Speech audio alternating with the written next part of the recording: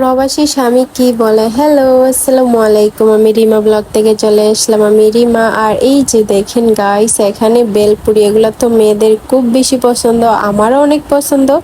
আমার যেভাবে পছন্দ, মানে আমার তো অনেক পছন্দ, তার চেয়ে বেশি আমার রোজার পছন্দ। তারপরে এই যে দেখেন আমার আম্মু ফারিস্তারি নিয়ে খেলা করতেছে। মাশাল্লাহ, আমার মেয়ের 5টা দাঁত উঠছে। মাশাল্লাহ মাশাল্লাহ, কত কিউট আমার মেয়েটা। সবাই মাশাল্লাহ বলবেন। আর ফেসবুকে যেহেতু আমরা সবাই কাজ করতে আসছি, কেউ কারোর ভিডিও ধাক্কি না করে সবাই সুন্দর সুন্দর গঠনমূলক কমেন্ট রেখে যাব, যাতে আপনি আমার কমেন্ট ধরে আমাকে রিপ্লাই কমেন্ট করতে পারেন বা অন্য আরো 5 জনকে লাভ রিয়েকশন দিতে পারেন। তো এই তো শুক্রবারে চলে আসছি। তারপরে আমার আম্মু এখানে, আমার আপু অনেকগুলো গরু মাংস নিয়ে এসেছিল। তো আমার আম্মু পুরা মাসের জন্য ভাগ ভাগ করে রাখতেছিল, কারণ আমরা তো বড় লোক না ভাই। 5 কেজি মাংস এনে 2 বেলা খেয়ে শেষ করে ফেলবো। আমাদের 5 কেজি বা 6 কেজি মাংস এলে পুরো মাস যেতে হয়, কারণ যেহেতু আমরা পুরো একটা মাসের বাজার একসাথে করি। আর এই যে দেখেন আমার আম্মু এখানে গরু মাংস দিয়ে আলু দিয়ে রান্না করছে, অনেক মজা হয়েছে, অনেক অনেক।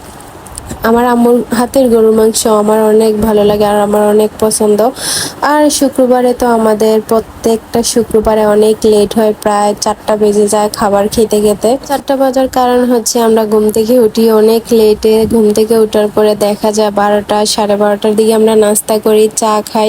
আর আমরা সিলেটি মানুষ, আমাদের চা 3 বেলাই লাগবে, সকালে দুপুরে সন্ধ্যার সময়। চা না হলেই চলে না, সিলেটি মানুষদের চা পান না হলে চলে না। আপনি কারোর বাসায় বেড়াতে যাবেন, চা আর পান না খেয়ে আসবেন, এটা তো হতেই পারে না।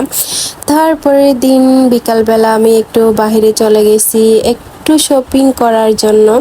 এই তো আমি গাড়িতে উঠে পড়ছি কান্দিরপাড়ে যাওয়ার জন্য। আর এই রাস্তাটা প্রত্যেক সময় আপনারা ভিডিওতে দেখেন যে আমি এই ভিডিওটা করি, কারণ আমার ভালো লাগে। তারপরে চলে গেলাম আমি খন্দকারে যাওয়ার পরে আমার যে কাজটা ছিল এই কাজটা হয় নাই। তারপরে আমি এখানে একটু পহেলা বৈশাখের জন্য একটা কাপড় কিনে নিয়েছি।